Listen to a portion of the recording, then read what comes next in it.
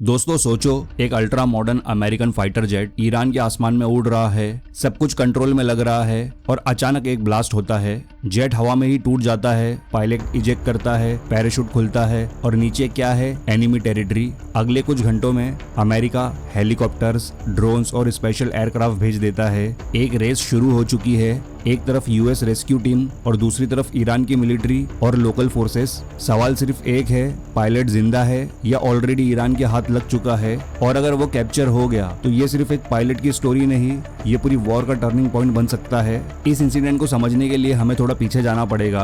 28 फरवरी के बाद जो सिचुएशन बनी उसने मिडिल ईस्ट को एक फुल स्केल कन्फ्रंटेशन के एड्ज पर ला दिया। यूएस और इजराइल ने ईरान के अगेंस्ट एक मैसिव एयर कैंपेन लॉन्च किया। टारगेट्स सिर्फ मिलिट्री बेसेस नहीं थे बल्कि स्ट्रेटेजिक इंफ्रास्ट्रक्चर भी था। ईरान के लिए ये एक डायरेक्ट चैलेंज था, सॉवरेनिटी पर अटैक, और ईरान ने भी सीधा जवाब दिया। मिसाइल्स, ड्रोन्स और सबसे इंपॉर्टेंट एयर डिफेंस सिस्टम्स को फुल अलर्ट पर डाल दिया गया। ईरान ने पिछले कुछ सालों में अपनी एयर डिफेंस कैपेबिलिटी को काफी अपग्रेड किया है। ये सिर्फ पुराने सोवियत सिस्टम्स नहीं रहे, अब यहाँ लेयर्ड डिफेंस है, रडार नेटवर्क्स, मिसाइल बैटरीज और इंडिजीनियस सिस्टम्स। इसका मतलब सिंपल है, अब ईरान का एयर स्पेस उतना इजी टारगेट नहीं रहा जितना पहले माना जाता था।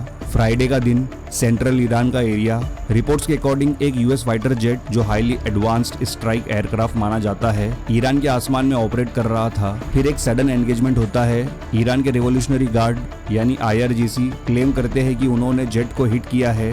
एक्सप्लोजन इतना पावरफुल था कि एयरक्राफ्ट हवा में ही डिस्ट्रॉय हो गया। लेकिन कहानी यही खत्म नहीं होती। सबसे क्रिटिकल मोमेंट तब आता है जब पायलट इजेक्ट करता है। इजेक्शन का मतलब होता है सर्वाइवल का लास्ट चांस। पायलट पैराशूट के साथ नीचे लैंड करता है और यही वो पॉइंट है जहां से सिचुएशन डेंजरस बन जाती है, क्योंकि वो लैंडिंग ईरान की टेरिटरी के अंदर हुई है। जैसे ही ये न्यूज आती है, यूएस फोर्सेस तुरंत एक्टिव हो जाती है। सर्च और रेस्क्यू ऑपरेशन लॉन्च होता है। Black hawk helicopters, Hercules C-130 aircraft, reconnaissance drones सब डिप्लॉय किए जाते हैं। नॉर्मली फाइटर पायलट्स के पास जीपीएस लिंक सिस्टम होते हैं। जब वो इजेक्ट करते हैं उनका लोकेशन ऑटोमेटिकली ट्रांसमिट होता है। लेकिन इस केस में प्रॉब्लम यही थी, एग्जैक्ट लोकेशन क्लियर नहीं थी। मतलब या तो सिस्टम फेल हुआ या फिर एनवायरमेंट इतना हॉस्टाइल था कि सिग्नल रिलायबल नहीं था। अब यूएस ब्लाइंडली सर्च कर रहा था। टाइम के अगेंस्ट रेस चल रही थी, क्योंकि हर मिनट के साथ चांसेस बढ़ रहे थे कि ईरान पहले पायलट तक पहुंच जाए। दूसरी तरफ ईरान भी पैसिव नहीं था। लोकल ईरानियन मीडिया ने रिपोर्ट किया कि अथॉरिटीज ने लोगों से अपील की, अगर कोई पायलट दिखे तो उसे पकड़ो। कुछ जगह रिवॉर्ड की भी बात सामने आई। पुलिस और लोकल यूनिट्स को अलर्ट कर दिया गया। यानी अब ये सिर्फ मिलिट्री ऑपरेशन नहीं था, ये ग्राउंड लेवल हंट बन चुका था। ईरान के लिए ये गोल्डन अपॉर्चुनिटी है। अगर वो एक अमेरिकन पायलट को जिंदा कैप्चर कर लेते हैं तो ये सिर्फ टैक्टिकल विक्ट्री नहीं, एक मैसिव साइकोलॉजिकल और पॉलिटिकल विन होगी। अब यहाँ से स्टोरी और कॉम्प्लिकेटेड हो जाती है। कुछ ईरानियन सोर्सेज बोलते हैं एक्सप्लोजन इतना बड़ा था कि पायलट बच नहीं पाया होगा, लेकिन कुछ रिपोर्ट्स सजेस्ट करते हैं कि पायलट ने इजेक्ट किया और जिंदा लैंड किया। यूएस भी बिलीव करता है कि पायलट अलाइव हो सकता है, तभी इतना एग्रेसिव रेस्क्यू ऑपरेशन चला रहा है। और फिर एक क्लेम आता है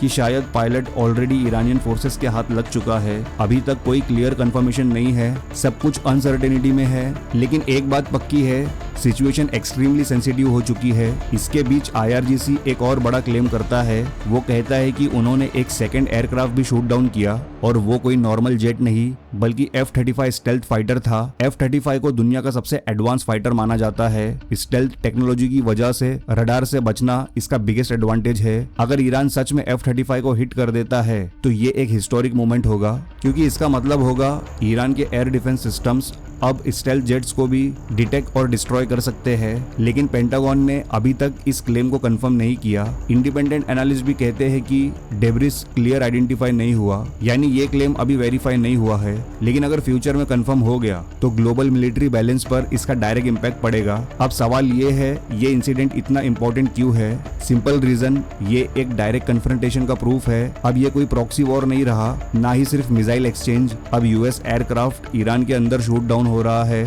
और American pilot possibly enemy territory में है। ये एस्केलेशन का नेक्स्ट लेवल है। अगर पायलट कैप्चर होता है, ईरान उसे लेवरेज की तरह यूज करेगा नेगोशिएशंस, प्रोपागेंडा, साइकोलॉजिकल वॉरफेयर सब कुछ एक्टिव हो जाएगा। और अगर यूएस रेस्क्यू अटेम्प्ट फेल होता है तो अमेरिका पर प्रेशर और बढ़ेगा, क्योंकि अपने सोल्जर को वापस लाना यूएस मिलिट्री डॉक्ट्रिन का कोर पार्ट होता है। इस सिचुएशन का सबसे डेंजरस एंगल है एस्केलेशन का रिस्क। सोचो अगर यूएस एक लार्ज स्केल रेस्क्यू मिशन करता है special forces heavy air support के साथ, तो ये डायरेक्ट ग्राउंड एंगेजमेंट बन सकता है और ईरान अपने टेरिटरी में फॉरेन ट्रूप्स को टॉलरेट नहीं करेगा। यानी एक पायलट को बचाने के चक्कर में फुल स्केल कन्फ्रंटेशन ट्रिगर हो सकता है। हिस्ट्री में ऐसे एग्जांपल्स पहले भी हुए हैं जहां एक छोटा इंसिडेंट बड़ी वॉर का रीजन बन गया, और अब सिचुएशन बिल्कुल वैसी ही लग रही है। ये इंसिडेंट सिर्फ एक आइसोलेटेड इवेंट नहीं है, ये 3 चीजें क्लियरली दिखाता है। पहला, ईरान का एयर डिफेंस अब काफी केपेबल हो चुका है, वो अपने एयर स्पेस को डिफेंड कर सकता है। दूसरा, यूएस ऑपरेशंस अब हाई रिस्क जोन में एंटर कर चुके हैं,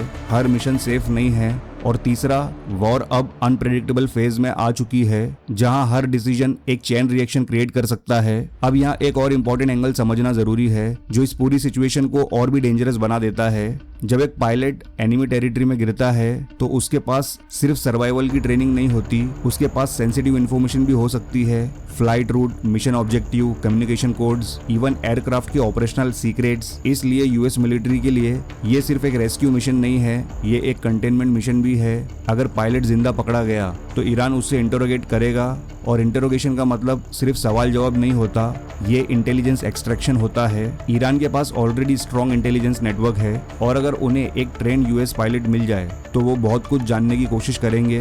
दूसरी तरफ प्रोपेगेंडा का एंगल भी है। सोचो अगर ईरान एक वीडियो रिलीज करता है जिसमें पायलट कैप्चर दिखता है, तो ग्लोबल मीडिया में एक बड़ा शॉक वेव जाएगा, यूएस की इमेज पर डायरेक्ट इम्पैक्ट पड़ेगा, पब्लिक प्रेशर बढ़ेगा और पॉलिटिकल लीडरशिप पर भी सवाल उठने लगेंगे। और सबसे इंपॉर्टेंट, ये इंसिडेंट दूसरे पायलट्स और मिशन पर भी साइकोलॉजिकल इम्पैक्ट डालेगा। जब एक पायलट जानता है कि अगर वो क्रैश हुआ तो कैप्चर हो सकता है, तो उसके डिसीजन मेकिंग पर भी असर पड़ता है। इसलिए ये सिर्फ एक बैटलफील्ड इंसिडेंट नहीं है, ये मेंटल वॉरफेयर भी है, और ईरान इसी साइकोलॉजिकल एड्ज को यूज करने की कोशिश करेगा।